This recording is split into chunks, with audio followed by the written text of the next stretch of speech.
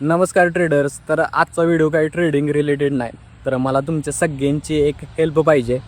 तर माझी मोठी बहीण परवा कामोठे ते विटा या दरम्यान ट्रॅव्हलिंग करत होती आणि पहाटे 5च्या आसपास खंडाळा पारगाव घाट ते सातारा या डिस्टन्सच्या दरम्यान तिची एक मोठी ट्रॅव्हलिंगची बॅग हरवली आहे, म्हणजे गाडीतून बाहेर पडलेली आहे. ब्लॅक कलरची वेंटेक्स कंपनीची ट्रॉली बॅग होती.